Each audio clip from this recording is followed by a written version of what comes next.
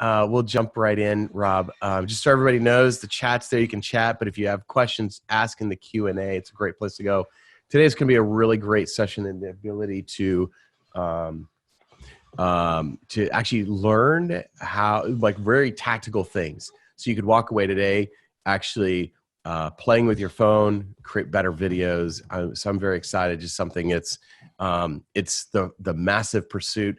And like all sessions, we'll make it very conversational. So if we have questions, we'll jump in.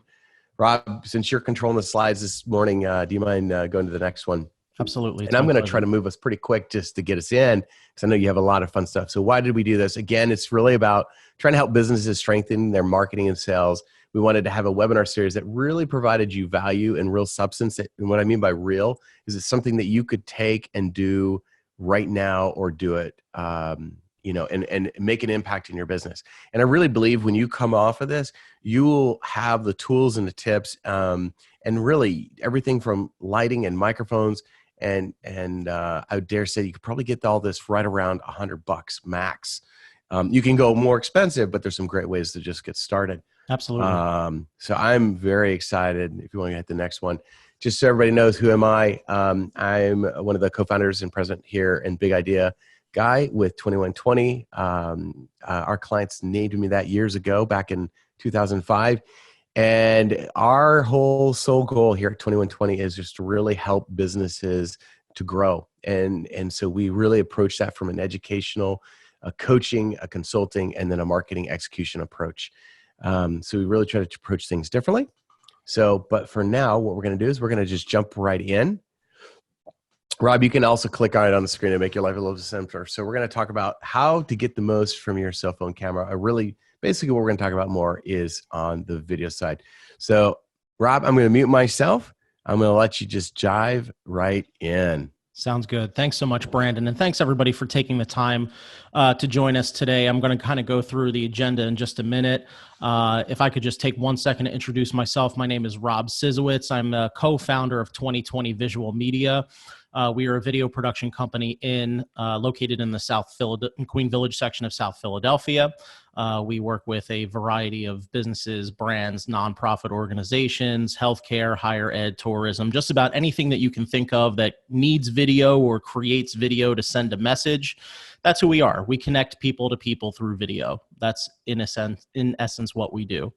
I'm really excited today because we have had, in the age of COVID-19, we have had so many clients and partners ask us about how can I leverage what I already have at home to create video. So obviously we have had, and Brandon can obviously attest to this in his own business, but we have had so many in-person events and shoots canceled or postponed, and there's still a need. There's still a need to communicate. And so we have been helping a lot of our clients figure out what's the best way of using the tools that you have at home to create the best possible video you can. And so that's what we're going to dive into a little bit in this session. So a couple of the sections that we're going to be going through are the fundamentals, what you should be thinking about with editing, output, and distribution of your videos.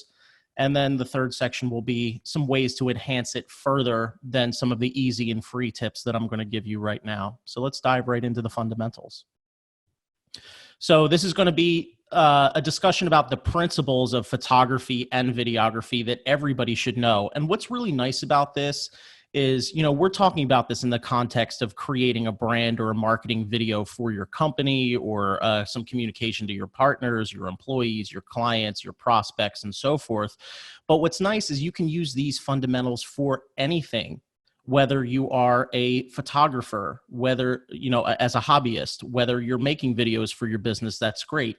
Whether you're, if you're still one of those guys or girls that has the handy camcorder that likes to take home videos of their kids or grandkids, these are the same fundamentals that you're going to use throughout all of those projects. So it's important that everybody knows how to, some of these fundamentals and how you apply it to what you're doing. So first, you're going to hear a lot of isms from one of my college mentors, a guy called Rick Beardsley, who was a lovely guy, and he just showed so much and shared so much about how to do this job right with me. And you're going to hear a lot of the lessons that he taught me over the next 45 minutes or so. So the first thing to keep in mind is the environment and the lighting in which you're shooting is so very important. So the reality is a phone camera does have limitations. It's not going to be able to do what a professional or even a prosumer camera can do. But what you can do is you can set your phone up for success in the best way possible. So that might be through lighting, that might be through some of these other techniques that we're going to talk about. But one of the important things that you can do is start by setting it up in the proper environment. The environment in which you film is going to allow for or take away from the best possible quality. The first example I want to show you is what my mentor, Rick, would call the witness protection program shot. So it's amazing how often on our videos, on our Zoom calls, our Teams meetings, everything like that, you see somebody filming with their head in front of the window and the window behind them. Well, what that's going to do is that's going to bring all this lighting in from behind you and blow out your image, which creates this really dark silhouetted image of your person. So this will be great if you're going on the news and you don't want to reveal your identity, but if you're trying to communicate with your team or with your prospects or with your clients, this is the absolute last thing you want to see. Use the natural light from your windows as your friend. So I literally, when I was creating this example of myself, and this was, by the way, at the beginning of COVID, so that's why I looked a great deal more disheveled there than I do now. At the outset of COVID, I was doing this example, and literally all I did was turn my chair 180 degrees, use the light from this window that was coming in, and there is no other lighting that's supplementing this image. And you'll even be able to get and as I recall, this was not the sunniest day in the world either. So even on an overcast or a cloudy day, the light coming in from outside is going to be your first friend when you're illuminating a subject. So make sure that you're using natural light from your windows. Hey, Rob, and when if you have that issue with yes, sir. light, when you have issues with light like that, let's say that light's coming in, is there something that you can do to diffuse the light a little bit? Let's say if it's too bright, is there some simple techniques that they can use? Yeah. So, I mean, first I would say you can back up a little bit. That's the easiest thing you can do. Don't be right on top of the window. If you back off by even a foot or 2 feet, that's the first thing you can do. The next thing you can do is if you have something like a sheer, like a white sheer or something like that, that's still going to allow enough light to come in. It's not going to be like a blackout curtain would do.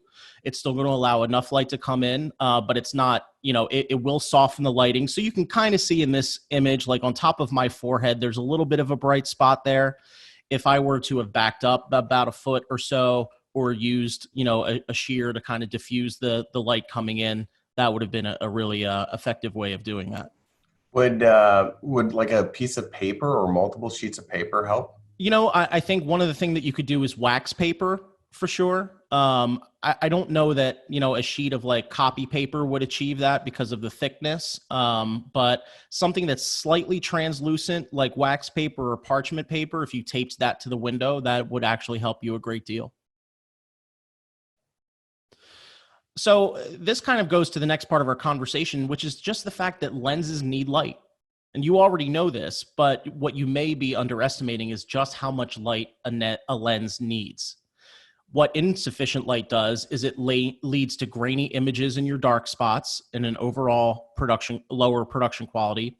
And it also just leads to a distraction from your message. The most important thing that you want to do is share the message that you're trying to share. So you want to make sure that there are as few visual distractions as possible in your image. If somebody's looking up here, in the corners to see, why does that look odd or whatever, what they're doing is they're being distracted from the message that the person is trying to communicate. If you don't have natural light, if you're filming in a basement or an office that doesn't have the proper, natural light, there are still things you can do. So you can use what we call practical lights in dark locations. So that's your house lighting or your overhead lighting. You could use a table lamp. You can use a floor lamp. There are lots of different options that you have, even if you can't make use of the light coming in from the windows. You could also supplement your lighting with some cost-effective accessories. We have a couple of pictures down here that are kind of popular, like this LED panel on the left and some of these ring lights on the right. These ring lights in the age of COVID are the most popular things in the world. They were actually sold out for many weeks on Amazon because everybody was getting these to light themselves for their Zoom calls or team meetings or things of that sort.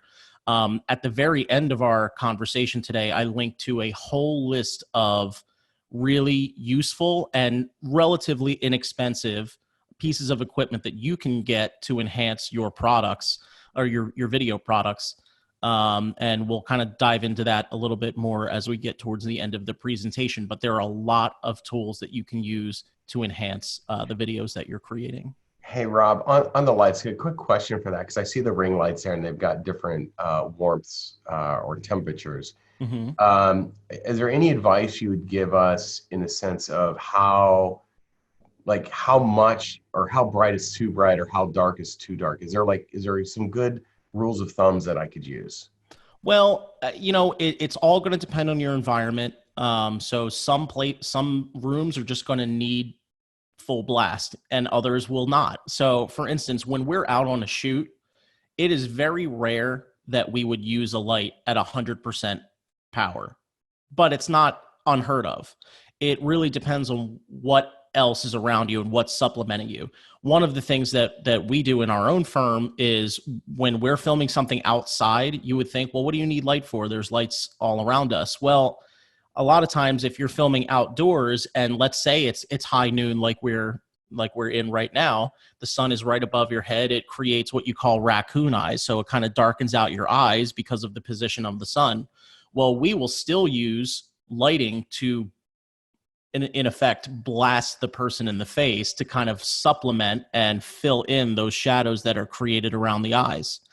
And when you're outside and the sun is so bright, you are putting these lights on full blast, and it in many occasions, you might need 2 or 3 or 4 or 5 of them to combat the sun. In fact, like the industry term for them is a sun gun, because it combats the sun a little bit.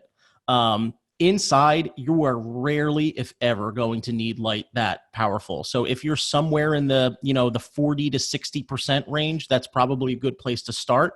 But use your eyes.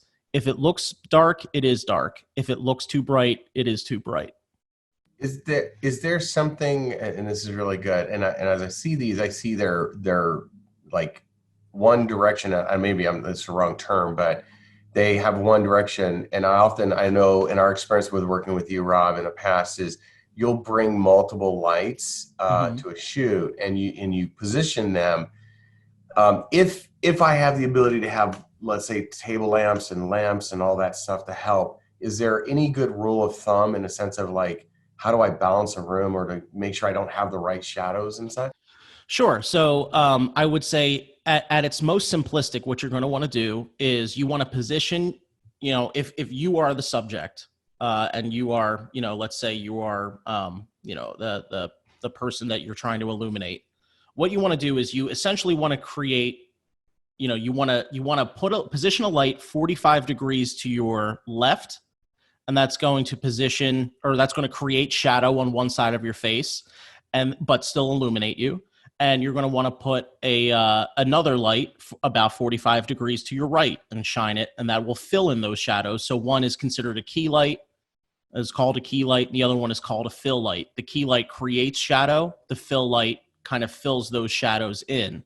So I would say if you're looking for that really like nice circular light around your person, you want those 2 lights positioned at about 45 degrees from each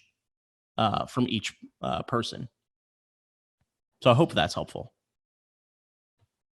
There are whole theories as well about, how to light for different types of videos. And if you want something more dramatic, maybe you'll put your key light at 60% and your fill light at 10%, and that'll create a really nice dark shadow. It'll still illuminate your face, but it'll create a really nice shadow. And what that does is that communicates drama, or that communicates, emotion. So there are like theories of lighting design that you can really do to take your videos to the next level. But for something as practical as just getting a message out, I would say that nice flood lighting where you're, two lights positioned at 45 degrees each, both relatively speaking at the same intensity, that will do a great job for you. And this actually transitions well into our next conversation, which is about color temperatures. So I'm really going to simplify this because it is more complex than this, but at its simplest, there are two types of light. So consider it's indoor lighting and outdoor lighting. So color is measured on a Kelvin scale. And as you can see from our graph at the bottom, it's measured from degrees Kelvin from 1,000 all the way to 10,000. And really, you could go beyond that as well. So again, although it's a bit more involved in this, what's important to know is your cameras look for white. And when your cameras look for the color white, what they see it in is oranges and blues. They see white in oranges and blues. Indoor light is on that orange scale. It usually comes in around 3,200 degrees Kelvin. Outdoor light is blue, and that comes in usually around 5,600 degrees Kelvin. There's some flexibility there. The nice thing about if you're shooting a video on your cell phone, on an iPhone or on an Android, the camera is going to do most of this work for you because it has features like auto white balance. So it's going to do the work for you. But I would say that if you do need to supplement your lighting, you want to make sure that you're buying something that matches the color of the environment you're filming in. So if you're filming, in a living room setting and you only have the lighting that's above your head, you want to make sure that you're getting a light that's 3,200 degrees or an indoor light. If you're using a lot of outdoor light coming in from outside and you're trying to supplement that, then conversely, you want to get something that's more outdoor that will supplement the lighting that you already are using. And there are some tools that have the variability between them. So you can get something that is dimmable from 10% intensity to 100% intensity and customizable in color from indoor lighting to outdoor lighting. Those devices are going to cost you a little bit more money, but a lot more flexibility. The next thing we're going to talk about is camera positioning. And if you are like me and you deal with vaunted double chin syndrome, what you're going to want to do is you're going to want to make sure that you are filming above the eye line. So this is just like when you take that selfie of yourself for Instagram. You want to make sure that you're keeping the camera high. Find your eye line, position the camera just above your eyes. That will put you in the most flattering position. The shot on the left, this example of myself on the left here is very unflattering for a variety of reasons. It was already dealt a bad hand, but it's unflattering for a variety of reasons. You kind of see my little double chin action there. You're also slightly looking up my nostrils, which isn't the most pretty thing in the world. On the right side, it's still bad given the person in the shot, but it's less bad, and it's a much more flattering position of the camera. So you want to make sure that you're shooting just above the eye to give yourself the most flattering position that you possibly can. Hey, Rob, real quick question. Not a bad model, but a quick question on before we get too far on the subject of the light, the temperature. Mm-hmm. Are there apps that we could put on our phone that would help us detect the temperature so we have a good idea? Yeah, so there are color temperature meters that you can get, which is a little in the weeds, I would say. But then there is an app that we're going to talk about a little bit later in the presentation that shows you that one will be able to help adjust color temperature for you in any room that you're in, which is really helpful. And then it'll also give you a lot of these other features as well that we're kind of diving in about. But there's an app that's $15 in the App Store called Filmic Pro. It really does a great job, and it gives you all of those customizable things, including color temperature. So I would really recommend that to anybody who's doing video on their phone. The next thing we're going to talk about a little bit is shot composition. And so really what we're diving into here is the most basic principle of photography and videography, and that's the rule of thirds. So the rule of thirds is you want to divide an image into 9 equal parts, and that should be your point of focus. Your point of focus should intersect with at least one of those lines. Most of the time it's going to intersect with more than one, but it should intersect with at least one of those lines. The really nice thing about this is your phone already has this feature. You may just not know about it. It's not a default feature, but if you're using iPhone, you can go to settings and then camera and then grid. And this little grid that we have in our example here, this will appear on your phone, and this will help guide you when you're taking photos or when you're taking video. On an Android, the same thing. You launch your camera app, you go to settings, and you switch the grid lines on. And so I don't want to see any more of these people misplaced on these Zoom calls that I'm on, Brandon. Follow the rule of thirds, and your phone and your cameras give you the tools to do that. All right.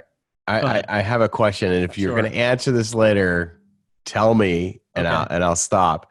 So I see the wide shot here, and I see most people take their camera and they take it like this when they're or up like this when taking a camera. Are you supposed to go like this or like this? So it depends on where it's going, and we will talk about that soon. All right, then you can talk about it. Okay, yeah. There's no wrong answer to that. I would say that it just depends on the destination, and we'll get into that in just a little bit. So the next thing I want to kind of get into is framing and the headroom. So we're gonna talk another little idiosyncrasy from my college mentor. So the first thing that you want to do is you want to keep your eye line close to the top 1/3 of the frame. So if you were to if you look at Brandon's shot and you look at my shot here on Zoom, like our eyes are in the upper 1/3 of the screen. That's where you want to be. So I want you to avoid having planes landing at LaGuardia. And what I mean by that is this type of shot, which I will adjust my camera.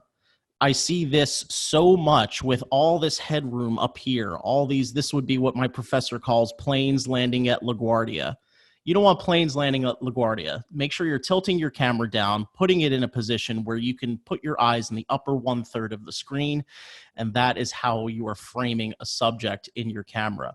Most videos that have a subject position centered, like this, if you are looking directly into camera, or slightly off center if you have a visually interesting frame. So if you can film yourself like this on, one side of the screen or the other, and then you can use all of this real estate above my shoulder for a logo, for graphics that supplement what you're talking about, for just about anything else.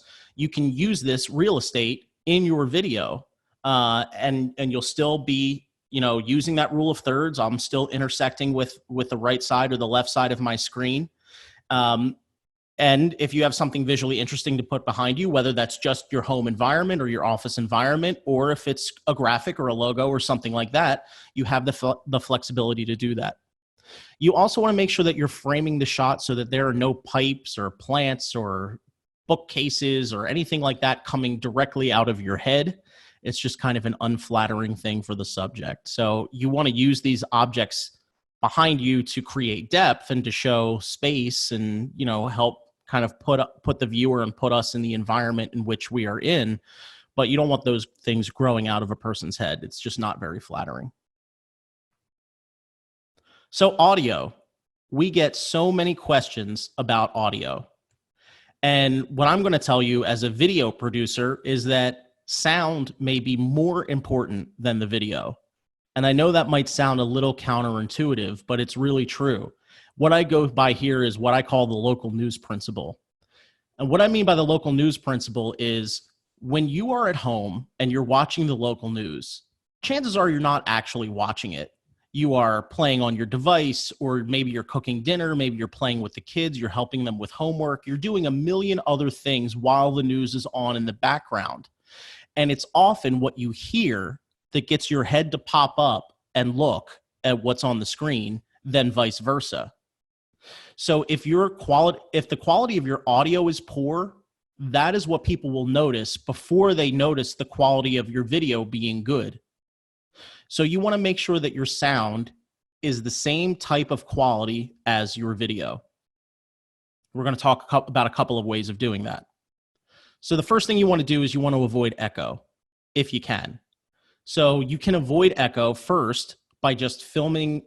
You want to avoid filming in a large empty room. The larger the room, the emptier the room, the more echo you're going to have. You can also just test this by clapping your hands, which I'm not going to do because I feel like I would hurt people on this webinar. But you can clap your hands, and if you hear a large reverberation or echo, that's not the place for you to film. If you are in a room with echo and you have no choice, there are still some things that you can do to help supplement your sound. So first, get a couple of heavy blankets, put them on your desk, put them on the floor, put them around you to dampen the sound. That's going to soak up some of that reverberation, and it's going to dampen the sound, and it's going to create that kind of deeper sound that you're looking for.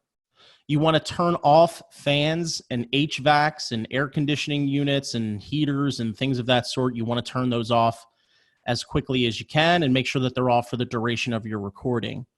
Then the nice thing is there are softwares and there are ways that you can edit these things so that they can be removed after the fact. But why would you want to do all that extra work when what you could do is just put the work in up front, make sure you're capturing the cleanest possible sound, and then you'll have less work to do when you go to post your video. The other thing that you want to keep in mind is that there are different types of microphones, and not every microphone is good for the right or for the same situation. So microphones have different pickup patterns, and a pickup pattern is essentially meaning that a microphone will take in sound from either one direction or they'll take it in from many directions. So it's unidirectional or one direction, or omnidirectional, many directions. You have to learn which microphone does which thing and what they're used for. So the types of microphones that we're going to talk about are these, little USB microphones that I'm using right now, that Brandon's using at home. We're going to talk about lavalier microphones and shotgun microphones and what they're good for. So a USB microphone like the one I have right now, it's good when it's plugged into a laptop. It's great for static video, a direct address to camera, your Zoom or your team conferences, because this is not going anywhere. It's fixated, and it's USB. So in my particular case, it plugs directly into laptop rate. These are not good for the phones. You would have to get an adapter to put this into a phone. So you want to make sure that you're getting something else to supplement this. A good choice for most people will be a lavalier microphone. So most of you know what this is. This is the little clip-on microphones that you'll see either on TV or you'll see on the news or whatever the case may be. Many of you may have them already. A lavalier microphone is really best used when you need distance from the camera. So the nice thing about these is a lot of them have long cables, maybe 6 feet, maybe 10 feet or even longer. Or if you're trying to hide the microphone for a vanity reason, you want to see the little mic head coming out around your collar or your shirt or blouse or your sport coat or what have you. But if you're trying to hide the microphone, you can run that cable up your shirt or your blouse or inside of your sport coat to keep from seeing the cable, which is, frankly, just kind of unattractive. Finally, there's a shotgun mic, and a shotgun mic is really more for your run and gun shoots. So for these, you want to think about documentary style. You want to think about vlogging, virtual tour videos. If you have a business or a warehouse or a bar or a restaurant or something of that sort, where you might want to show consumers or visitors what the space looks like, you will want a shotgun microphone for that, because that's going to be more of an environmental microphone. That's going to pick up some of that ambient sound. It's not as needed for a person speaking as it is for capturing sound in your enviirment. Hey, Rob, really a couple of questions that came in. Sure. I thought this was good on the lavalier mics. Because I see that's a cable and it goes into like an old iPhone or something like that. I know you and I've talked about there's adapters for the lightning, but do those have like really long cables, or do they have remote ones where it's like maybe connects by a USB or something like that? Well, there are a variety of options for that too, and it depends on how much you're trying to spend. But I mean, I would say the easiest thing is that most of these microphones will come with a cable that's at least 6 feet. Some of them will be longer for a few, even as little as a few dollars more. You'll come with a longer cable. You will need, for a newer generation iPhone, an iPhone 10 or new, I believe it's iPhone 10 or newer, you'll need that Lightning to headphone jack adapter to get these microphones to work. They come with your phone, but for those of you who have lost it or have no idea where that is, I've probably bought 5 of these myself. There's a link to buy an adapter like that at the end of this presentation as well. There are also completely wireless. There are like Bluetooth controlled or wireless microphones that you can get as well. That's really going to drive your price up into the hundreds of dollars. So for something as simple as using your phone to maximize a message, I would say stick with these simple solutions. They work well, they're clean, and they're very simple to use. Awesome, great. I have another question, but I think I actually might hold it because I think we're going to talk about this a little bit later. But sure, go ahead. Okay. So the next thing we're going to talk about is, those are your fundamentals. So I hope they help when you're framing your shots and things of that sort. The next thing we're going to talk about is editing, output, and distribution. So the first thing I always tell people, and this is when I work with our clients for developing professional videos, is I always ask, what is this for? Where is this going? Because that's going to inform a lot of what you do, and it's going to inform a lot about how the video is filmed. So you want to begin with the end in mind. If this video is going on almost any widely used platform, please film horizontally. Horizontal video works best and looks nicest on your website, in your email campaigns, on your YouTube channel, in your social media platforms, and so forth. So the other thing is, I always say, think about this valuable screen space that you're giving up by not using the full frame. So in this example that we have on the screen here, this person is presenting in the center of the image and he's filmed vertically, yet the frame of the shot, or, the window that the shot goes into is a widescreen 16:9 frame. And so what happens is he's effectively using 1/3 of the screen and 2/3 of the screen are black. Think about what you can do with that valuable real estate, whether that's, again, putting graphics or supplementing what you're saying with text or a logo or whatever the case may be. Use that 2/3 of the screen to your advantage. That doesn't mean you can never use vertical video. Just use vertical video on platforms that are designed for it. So platforms like Instagram or Facebook Stories, they are designed for this. Snapchat, TikTok. I will admit that I do not subscribe to either the Snapchat or the TikTok, but they are very popular channels right now. So make sure that you're using vertical video only on platforms that are designed for it. And what's amazing is that these channels have actually built platforms for verticality based on how user and consumer behavior has changed, and in some ways, how consumers are hell-bent, it seems, on filming vertically instead of horizontally. So these platforms like Instagram and Facebook Stories, Snapchat, TikTok, and actually YouTube now have built out their platforms for vertical video. But I would say the vast majority of people are going to want to shoot horizontally. We wanted to when we were coming up with this webinar, and when Brandon approached all of our teams with figuring out how to help people best, we wanted to find ways that you could do these things for free. That these are tools that you can put into action right away. And so what we wanted to do was give you ways that you can edit your videos and add to them. Your video is not just a person on a screen. It can be, and that's fine, but there are also ways of adding to them.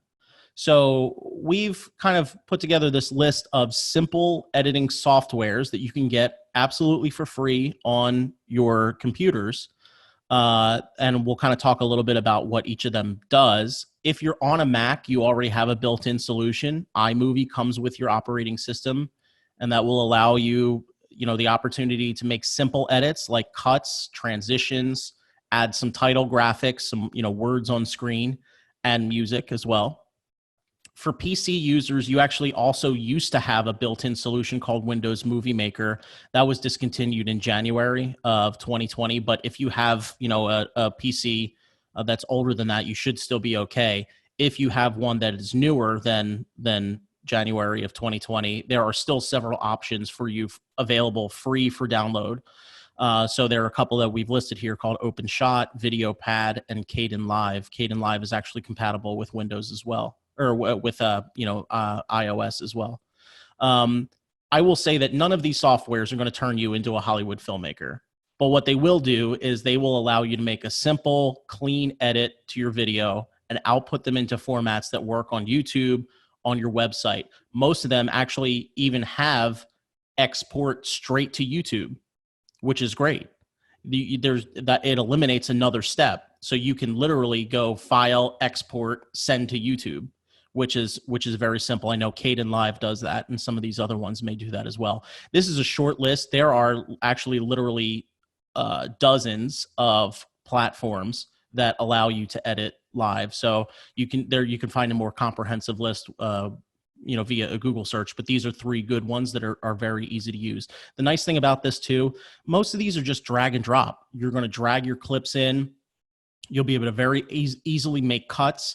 This way, if you're doing a 2-minute presentation and you stumble, if you have 5 takes of something that you do, you can take a bit of take 1, a bit of take 4, a bit of take 2, a bit of take 5 to put together the best video that you possibly can, or the best presentation that you possibly can. And it's very easy to bring those clips in, cut them up, drag them into the right position. So let's say you're taking line 1 is from video 2 and line 2 is from video 3. You can butt them up against each other, add a transition, maybe zoom in or zoom out or whatever, your technique you want to use is, and they will allow you to make these simple, clean edits to your videos and output them. Hey, Rob, are there, I know this is one of the areas that, everybody will always have their tool that they used, whether it be a free one, one that they use on their phone, and even, like Adobe has made, like if you subscribe, I know for us as an agency, because we subscribe to Adobe, we get all their software. So we get all the tools. Are there, most of them I nowadays have become very simple, and on YouTube you can find tons of great videos to help you learn them. Do you have any in your mind that you would maybe recommend that are online, or maybe apps that they would recommend that maybe you just spend a little bit more and it's going to give you just a little bit more bang for your buck? Well, I mean, first of all, it's a great point. And I also think that as time has gone on, these softwares have gotten less expensive. So, our firm also subscribes to the Adobe suite, and you can get the entire suite for something like $50 a month. So even if you're just doing it, then there's no like long-term contract or anything like that. So, even if you're just doing a video that you need to get out the door now, for $50 to have all of the tools at your disposal, Photoshop, Lightroom, Illustrator, Adobe Premiere, which we use for video editing, to have all of those tools at your disposal for $50 that you could just cancel it when you're done. I mean, I think that's worth its weight in gold. And to your point, there are so many tutorials online that show you how to do anything from the simplest of edits, just how to get started, how to set up your folders, how to bring in footage, how to add a music track, from the simplest of edits to the most complicated ones. Our team of professional editors, if there's something that we don't know how to do, we still go on YouTube and look for tutorials to show us how to do it. We've done that from, learning more about motion graphics, learning more about how to animate cartoon characters, how to do, pretty advanced stuff. There is so much information about how to properly, edit and different techniques that you can use that are available right at your fingertips. You just have to, kind of spend some time playing and figuring out what's out there, but it's there. Absolutely. Yeah, and I just echo that. I mean, I can tell you, like, we see more and more of our own team. Like, there's something we don't know, you YouTube and you can find it. And I think the big thing, just for everyone listening, is these are just some free ones. They're literally, and Rob can tell you, there's hundreds and if not thousands of these tools, and one may be better at this than the other. And Rob and I are not going to be able to go through every tool that's out there, but and I think that's a great thing. These are great places to start, and especially if you're new to this. Get out there, try it. So Rob, let's keep going, man. Absolutely. The last thing that I want to talk about as far as editing goes is add this visual representation of your brand through graphics. So I've alluded to this a couple of times, but we call this the show and tell. If you're sending a message to your partners, to your prospects, your clients, your customers, they're used to seeing your brand. So don't miss an opportunity to keep that out in front of them, whether that's ending your video with a logo or your tagline or your unique selling position, whatever the case may be, do that. You or someone on your marketing team could easily design or create a full screen graphic in Photoshop or a similar software that supplements what you're talking about and keeps your brand top of mind. So this red screen with white text example that we have on the bottom here, we were just recently did a very simple video for Temple University Health System, who was just opening back up to elective surgeries. So as a doctor was on screen explaining what their safety procedures were going to be, what their health procedures were going to be, and so forth, we were adding this bulleted list that supplemented her, describing that COVID patients are going to be treated in a separate building, that all patients, staff, and visitors are screened for temperature, they're required to wear masks, and so on and so forth. We use the brand logos, the cherry and white of Temple University. We use their colors. We use their fonts, all the things that their viewers are already used to seeing. We supplemented and created that for them to enhance their otherwise very simple video of just a person on screen talking. I also want to talk about... Go ahead, can I interrupt you real quick? Please. Can you go back a slide? A question came out. I thought this was really good. You're talking about the show and tell. I know you and I think if we think about being in the COVID moment, in the quarantine, and things have changed, I think the one aspect that's been really positive is video still works. It's still people would rather see than read. And I'll give you a case in point. Rob and I actually worked on a video, I guess over the last few weeks, that one of our clients literally is doing a pitch and for a proposal for a new job, and they're not allowed to go in. So they got 15 minutes to do a presentation on Zoom. That's all they got. However, most of the work that they had to present, though, is they were required to send a video talking about the project and what would they do that's unique. And Rob and I put our heads together and we created an absolutely, I feel, a stunning video. And even the client was excited by it because it helped them demonstrate both, not only in words, but they had voiceovers and they showed the client or the prospect how they would work together. And so it has a lot of power. One of the questions that came up, Rob, someone said, what would you recommend for customer testimonial videos? Because I think this is a really good example, again, of how you can show and tell. Everyone writes the testimonials, but what if I could, get them to do it? How would you do it? Would you want to stand next to the client and say, "Hi, I'm with Rob, one of our customers," or would you just shoot the video? Like, give us your feedback.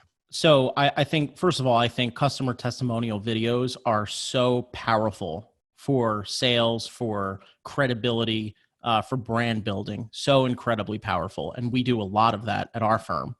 What I would recommend, and we're going to talk a little bit about something that we just did in a moment, but what I would recommend is, if you're trying to get a customer to say some nice things about their experience with you, send them some of the tools that they might need to do it. Get on a Zoom call or get on the phone with them and kind of walk them through how best to frame, how best to light, how best to, capture sound and things of that sort.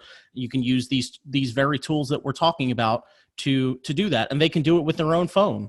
Maybe you'll send them a microphone and a tripod and they'll shoot it with their own phone. And you can maybe you'll prompt them with questions over Zoom and say, why don't you tell me about your experience in working with Brandon and his team at 2120?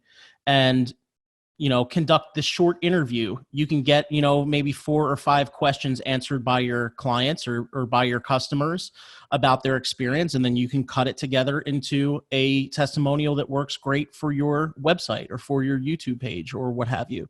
So we're going to talk about in just a second, an example of how we just conducted a shoot that we were not physically at, that was still a very high quality considering it was a phone. And it achieved exactly what we were hoping it would achieve. So I think with something like testimonials, that's a great approach to take. And Rob, I think also just that project you and I just worked on, and to kind of help people think about this, like we had somebody in, all this was orchestrated. We did all the audio recordings, all the voiceovers remotely. And we literally got a USB monitor or mic for everybody and got them set up on their own homes. And we had somebody in San Francisco, somebody up in Boston, somebody in Chicago, one person up in New York City, one person up in Seattle. And then our team, Rob, you were here in Philly. I was at my home and I had 2 other team members, and everybody was from their home, and we, everything was done remotely. So this stuff can happen. Absolutely.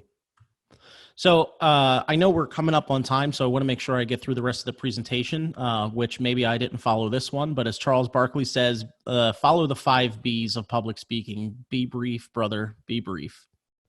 In the COVID world, we're consuming so much information via video of some form. So what you want to, and people are dealing with so much right now.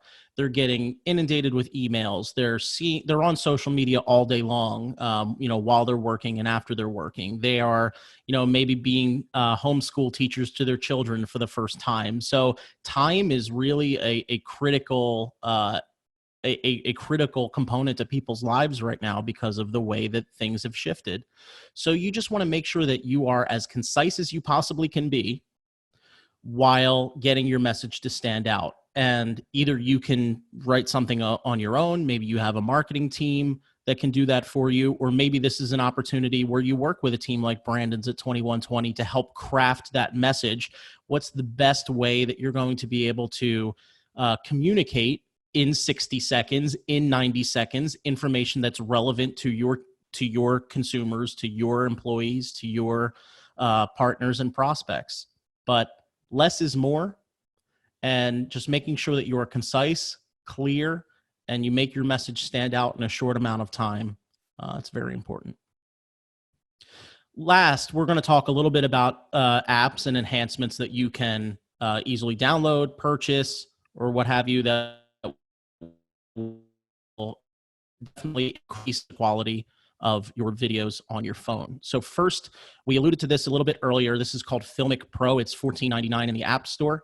I would really recommend this for anybody who is going to be doing anything on their camera. So it is an all-in-one app that really allows you to customize much more than just the camera app on your phone does. Everything from color temperature. So you can see in the bottom left corner of this image here, the temperature is reading 6,623 Kelvin. So it is to the degree. Now, you may not need that level of detail, but just having this tool at your disposal will allow you to create the best possible videos. You'll also see on the right side of this image that it is monitoring the level of your audio capture too, making sure that you're capturing quality audio and you're not peaking, or if your audio were clipping or distorting, you would see that bar go up into the red. You want to avoid that kind of thing. So this will show you what your time code is, what your focal point is, what your exposure is. So this really is an all-in-one tool that gives you a tremendous amount of customizability. This is just a list of a lot of the things that we've already talked about, but it's everything from a selfie stick and tripod that you might want to get. That's as little as $15 on Amazon, and there's absolutely no need for anything more complex than that for a phone. No need for it whatsoever. Lighting, there's that ring light with the stand that you saw earlier in the presentation for $60 on Amazon. It does go up from there. The other piece of equipment that I mentioned here, the newer LED light, goes up to $100, and maybe it packs a little bit more of a punch in terms of brightness if you need that. but you really have to determine what you need. And the way you'll determine that is figuring out where you're going to be shooting your videos, what's the environment, and what's the best way of capturing it. And then that will inform these purchases you make. These are just different examples of microphones that you can get. And at the bottom, that Apple Lightning to headphone jack adapter, in case you don't remember where the one that came with the phone is. There, and you know, as Brandon mentioned about the editing software, it's the same with this. There are hundreds of each of these kinds of tools at your disposal. We can only list a few of them, but there are hundreds of them. These I know work because we've used many of them.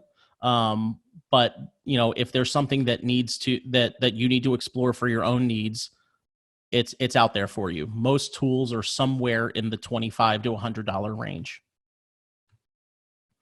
The last thing I want to show you is we just filmed this short intro we just did the Drexel University School of Medicine commencement, which ran last week. So we sent Drexel, this dean from Drexel, a kit that included a tripod and a microphone, the two of the ones that I just recommended. We were on Zoom just like this with the dean to compose the shot framing, the exposure, the sound quality, and so forth. And I just wanted to show you an example of how, even with a phone, you can supplement with professional quality graphics that either you or a team creates for you. And you can send an effective 30-second message. This was, again, part of commencement, but I just want to show you what this looks like here.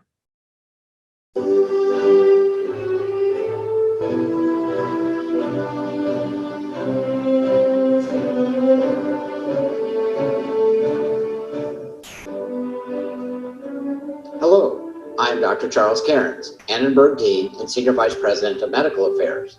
Before we begin, I would like to acknowledge the faculty and professional staff who have put their hearts and minds into creating this virtual commencement.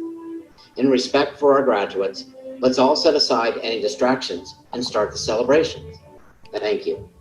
So I'm really excited, Rob. Again, thank you so very much for walking through this. I was actually, as you're going through, I was like, wow, I got to download that app, and I downloaded it already. So I was excited. One question that came up, I was actually playing with my settings, and I noticed in the video settings that the default for an iPhone is actually at a certain frame rate and high def, but I had the ability to shoot up to a 4K video. Yeah. Will I really see the difference if I do that? You will really see the difference. Is it worth it? It is worth. Well, so again, I think it depends on where you're putting this, but yes, you will really see the difference. So at its base, full high definition video is 1,080 lines of resolution. A 4K video is 2,160 lines of resolution. So you are quite literally doubling the quality of the video by shooting in 4K. The downside to that is that 4K video are very large files. So depending on where this is going or how much storage you have on your phone, you could run into some issues with storing these files. But if you are filming a video and you have the ability to do so in 4K, I would recommend it just from a quality standpoint. But you just have to keep in mind some of the limitations that your phone may have in terms of storage, or if you have a YouTube page that has an upload limit, or a Vimeo page that has an upload limit. Those are some things to kind of keep in mind there, because those 4K files will be considerably larger. Oh, this is great. Again, just to wrap up this, we will email this out to everybody either Monday or Tuesday with all of these great resources. Again, there are more. I hope everyone has a great day. It's beautiful out there. Enjoy the weather. Thanks, Brandon.